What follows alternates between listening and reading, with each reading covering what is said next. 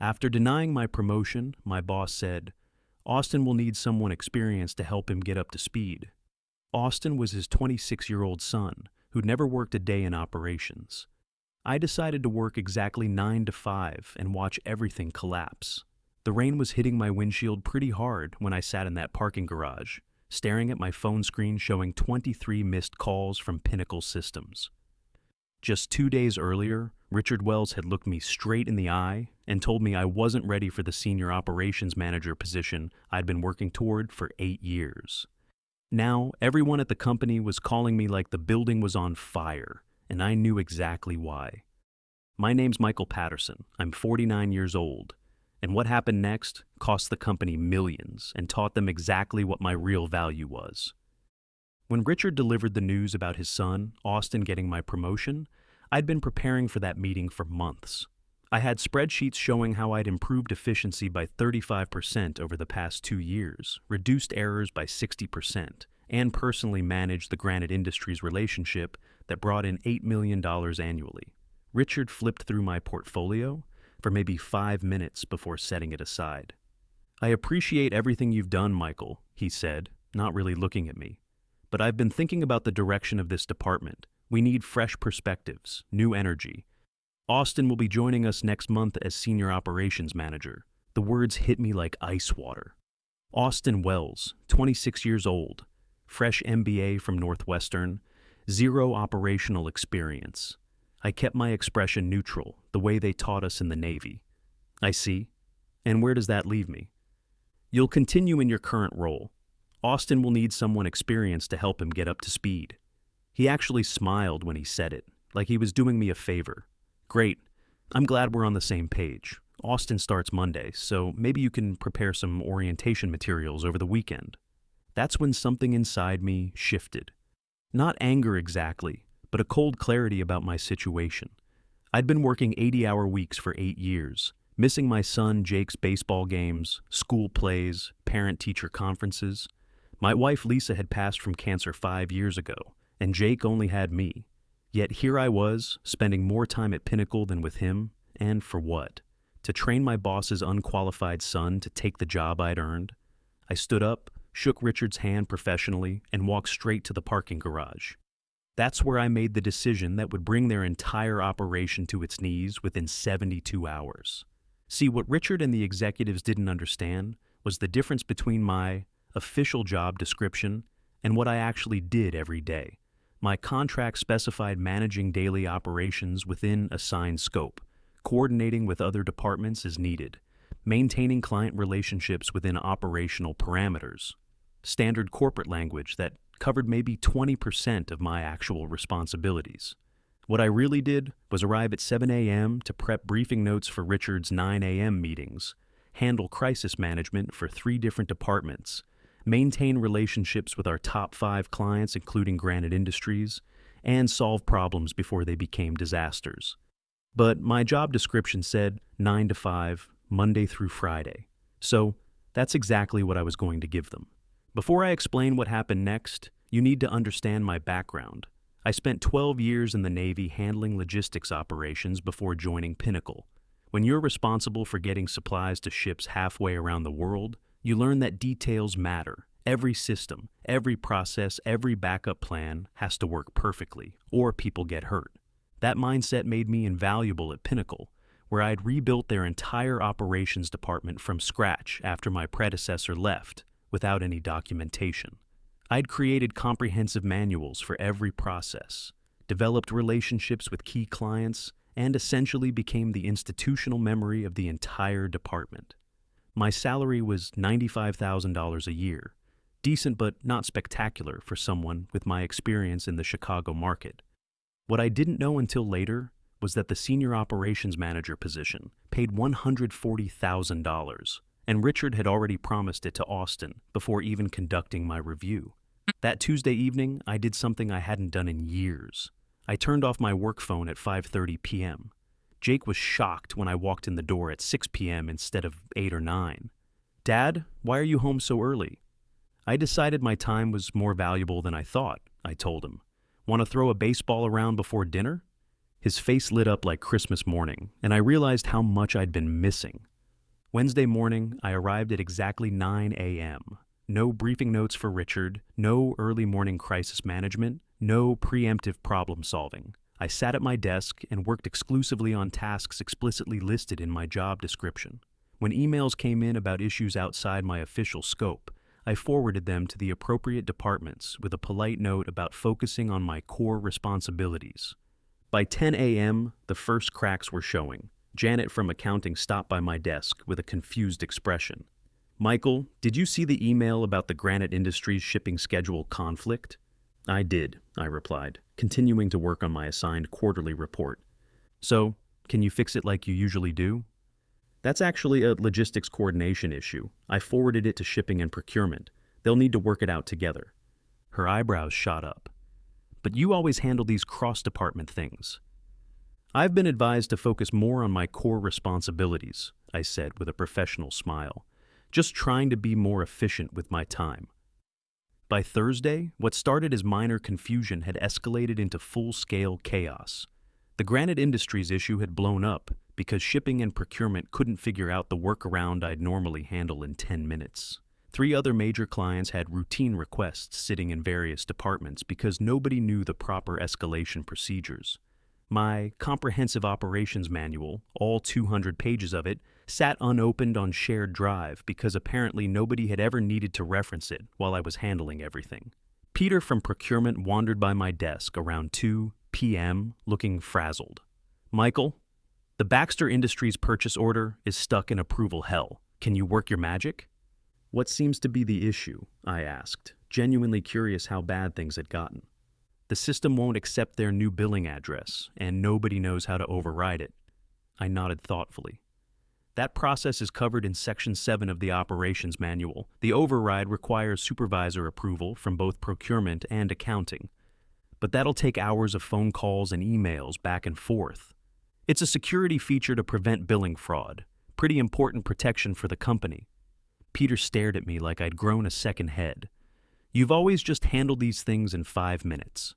I had special authorization from previous management to expedite certain processes, but with the department restructuring coming up, I thought it best to follow standard protocols." What Peter didn't know was that I'd been using my personal relationships with department heads to bypass bureaucracy for years.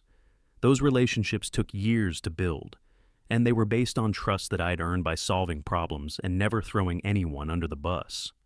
Without me actively maintaining those channels, the system reverted to its natural state: slow, inefficient, and frustrating. Thursday evening, I was home by 5:15 p.m. again. Jake and I worked on his algebra homework together, and he made an observation that stopped me cold. "Dad, you seem different this week, less stressed, like you're actually here when you're here." Smart kid. He'd noticed something I was just starting to understand myself. I'd been so focused on being indispensable at work that I'd made myself dispensable at home. Friday morning brought the crisis I'd been expecting. I arrived at 9 a.m. to find the executive floor in full panic mode. Richard was pacing outside the conference room. Austin was already there looking overwhelmed despite not officially starting until Monday, and Byron Fisher, our regional director, had apparently been called in for an emergency meeting. 2 people I didn't recognize sat at the conference table, probably executives from corporate headquarters. The receptionist flagged me down before I could reach my desk. "Michael, they need you in conference room B immediately." I gathered my notebook and walked into what was clearly a DEFCON 1 situation. Byron looked up with obvious relief. "Thank God you're here. We've got a serious situation with Granite Industries." "What's the specific issue?" I asked calmly. Richard launched into an explanation, but it was clear he only understood about half the problem. Granite had called an emergency meeting for 10 a.m. because their entire implementation was failing. They were our biggest client, and they were threatening to pull their $8 million annual contract if we couldn't resolve the issue immediately. One of the corporate executives leaned forward. "Their entire Q4 rollout is at risk. This could cost them millions in delayed revenue." I reviewed the issue details they had gathered. It was actually a fairly straightforward problem if you understood the system dependencies and had access to the right documentation. The irony was that I'd predicted this exact issue 6 months ago, and created a prevention protocol that Richard had dismissed as unnecessarily cautious. "This is a known issue with their custom configuration," I said. "The resolution is documented in the Implementation Guide, Section 12.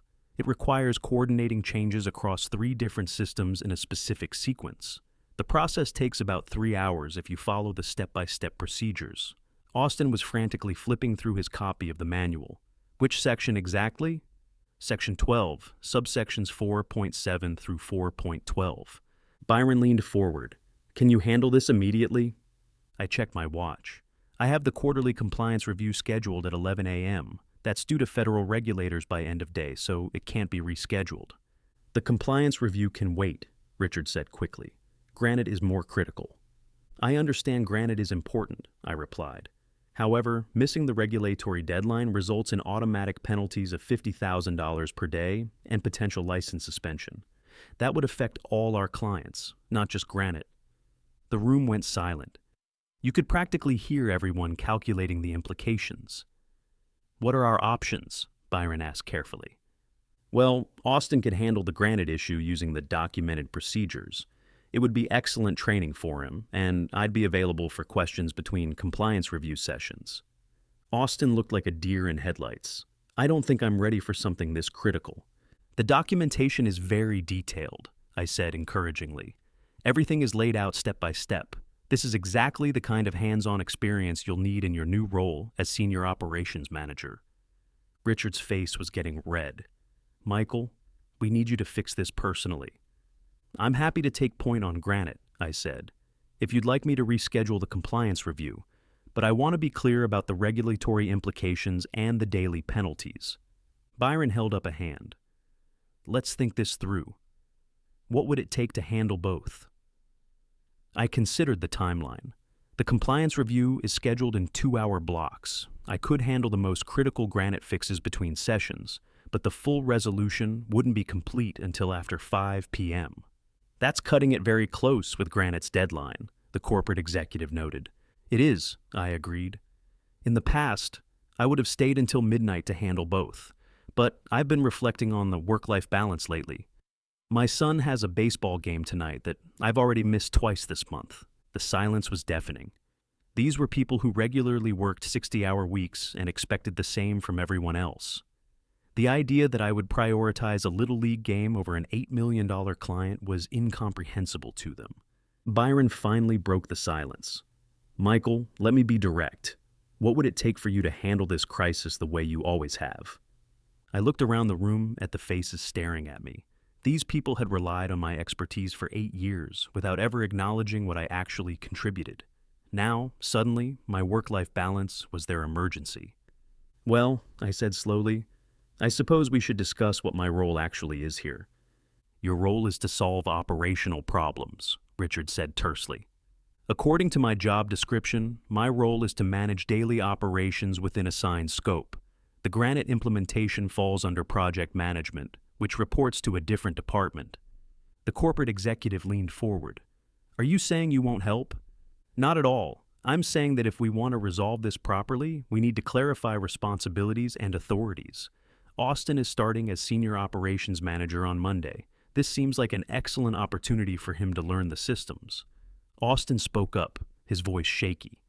"Michael, I appreciate your confidence, but I'm not ready for something this high stakes." I turned to him with genuine kindness. "Austin, you have an MBA from Northwestern. You're smart and capable. The only difference between you and me is that I've seen these problems before. But every expert was once a beginner. But what if I mess it up? Then we'll fix it.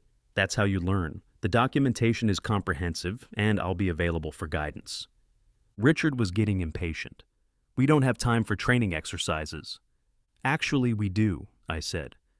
"The Granite issue isn't going anywhere in the next few hours. It's been building for weeks because nobody wanted to follow the proper implementation procedures I outlined 6 months ago. A few more hours won't change anything." Byron studied me carefully. "Michael, it seems like something has changed in your approach this week." "You're right. I've been doing some thinking about my career trajectory and what I want my legacy to be." "And what conclusion did you reach?" "That I've been enabling a system that doesn't work, By constantly stepping in to solve problems outside my official role, I've prevented the company from building proper processes and developing other people's capabilities. The room was quiet except for the hum of the air conditioning. Let me ask you something, I continued.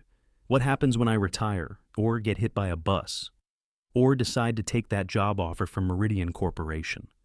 The corporate executive's eyes sharpened. What job offer? Director of Operations, 35% salary increase, full remote flexibility. They reached out last month after the Baxter Industries implementation. Apparently, their CEO was impressed with how we handled their integration, not knowing it was mostly my work. Byron and the corporate executive exchanged glances. Richard looked like he was going to be sick. Perhaps we should discuss this privately, Byron said. Austin, why don't you start reviewing the Granite documentation with Michael's guidance? Everyone else, let's step into my office. As Austin and I walked to my desk, he seemed overwhelmed. Michael, I want you to know I never asked my dad to give me this promotion. I know you deserved it. I stopped walking and looked at him. Austin, you seem like a good kid, but here's the thing. This isn't about what you asked for or what you deserve. It's about what's best for the company and what's best for you. What do you mean? If your father had promoted you over me without proper preparation, you would have failed. Not because you're incompetent, but because you're not ready. That failure would have damaged your confidence and your reputation for years. Austin nodded slowly. I hadn't thought about it that way. Leadership isn't about getting the title first and figuring it out later. It's about developing the competence to handle the responsibility. If you're serious about operations management, you need to learn these systems inside and out. We spent the next hour going through the Granite documentation. Austin was actually quite sharp. He asked good questions and grasped concepts quickly. With proper mentoring, he could become a solid operations manager in a couple of years, but not in a couple of days, which is what his father had expected. Around noon, Byron returned to my desk. Michael, could I speak with you privately? We walked to his office where the corporate executive was waiting. I noticed Richard wasn't there. Please sit down, Byron said. I want to be completely transparent with you. We've made some serious mistakes in how we've managed this department. What mistakes specifically? The corporate executive spoke up. We've created an unsustainable dependency on your expertise without appropriate recognition or compensation.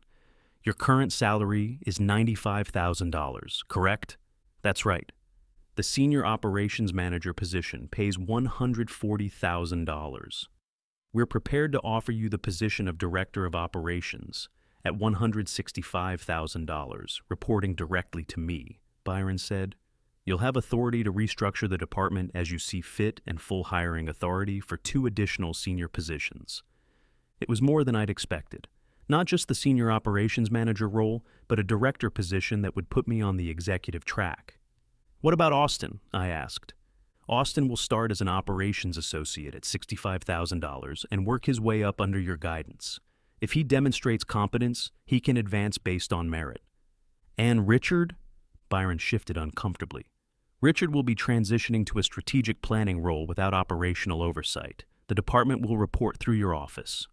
So Richard was being moved sideways, effectively demoted without the humiliation of actually being demoted. It was a clever corporate solution. I need the weekend to consider this, I said. Of course.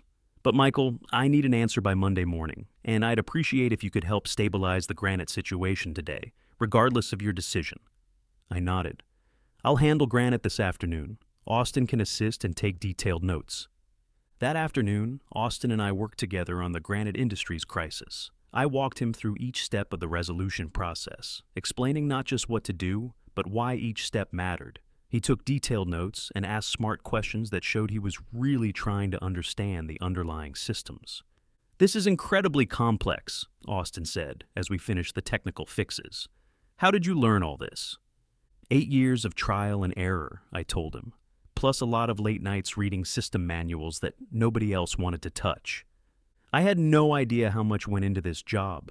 My dad made it sound like basic project coordination. Your dad's not wrong that it involves coordination, but operations is about understanding how all the pieces fit together and what happens when they don't. We wrapped up the Granite fixes by 4:30 p.m., well before their deadline. Their system was running smoothly again, and Austin had a comprehensive set of notes for handling similar issues in the future. The compliance review was submitted with an hour to spare. As I was packing up to leave at 5 p.m., my phone buzzed with a text from Jake. "Dad, game starts at 6:30. Will you really be there?" For 8 years, the honest answer would have been probably not. Tonight was different.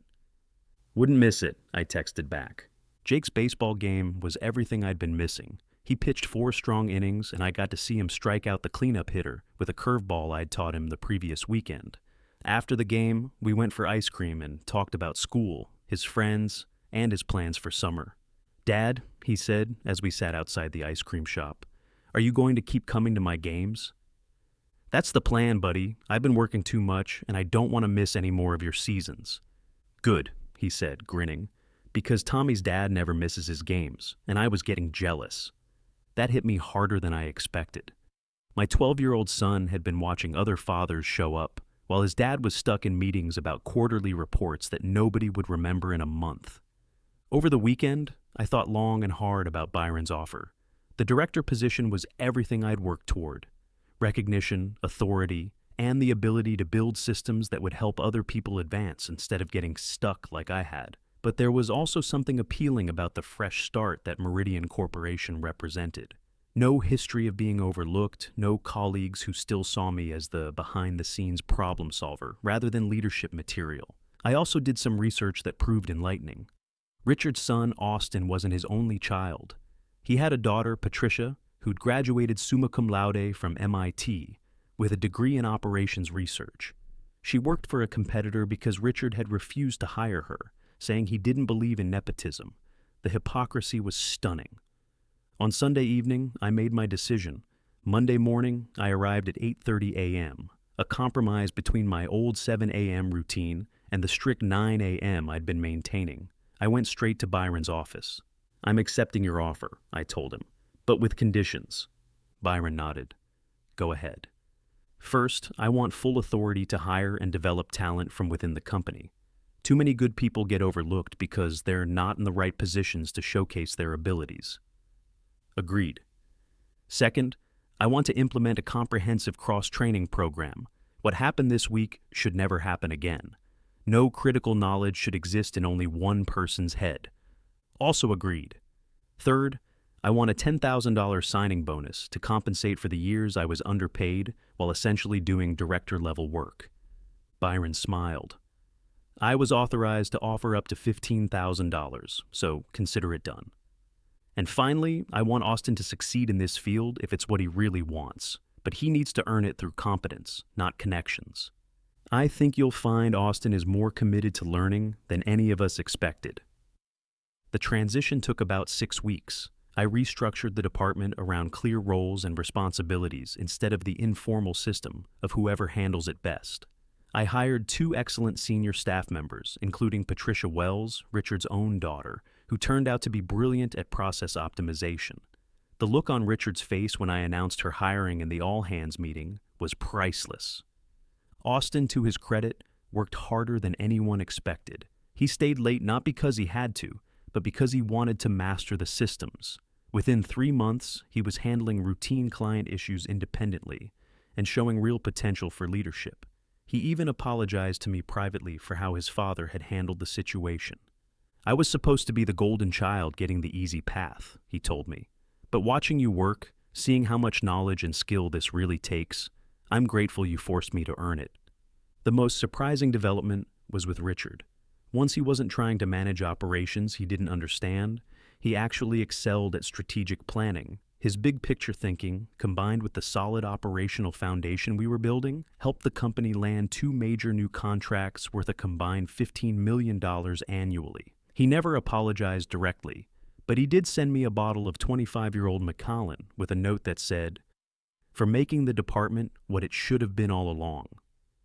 6 months later, I was working at a sustainable pace, home for dinner by 6:30 most nights, and present for every one of Jake's remaining games that season. My team was functioning independently, clients were happy, and I felt like I was finally doing the job I'd always been capable of. The Granite Industries CEO even called Byron directly to compliment the improvement in service, not knowing that the crisis 6 months earlier had been the catalyst for everything. They increased their contract by 40%, adding another $3.2 million in annual revenue. One evening, as Jake and I worked on homework together, he asked me about work. "So you're like, really important now?" he said, looking up from his algebra. "I was always important, Jake. It just took them a while to figure it out." "Is that why you were working so much before? To prove you were important?" Smart kid. "Yeah, I think so. But I learned something. The people who matter will see your value without you having to work yourself to death proving it. And the people who don't see it? Well, sometimes you have to step back and let them figure out what they're missing." As I watched my son work through his math problems with the same methodical approach I'd tried to teach him, I realized that the best response to being undervalued isn't anger or revenge. It's demonstrating your worth so clearly that it becomes impossible to ignore. The promotion to director came with respect, authority, and a salary that finally matched my contributions. But the real victory was simpler than that. I was finally being seen for what I'd always been capable of doing. And I was home for dinner every night to help my son with his homework. If you've ever felt invisible at work, despite doing excellent work, remember this. Your value doesn't disappear just because others can't see it. Sometimes the most powerful thing you can do is stop making their blindness your problem and start making your worth impossible to ignore. And sometimes the best revenge against those who undervalue you is simply showing them exactly what they're losing when you decide to value yourself.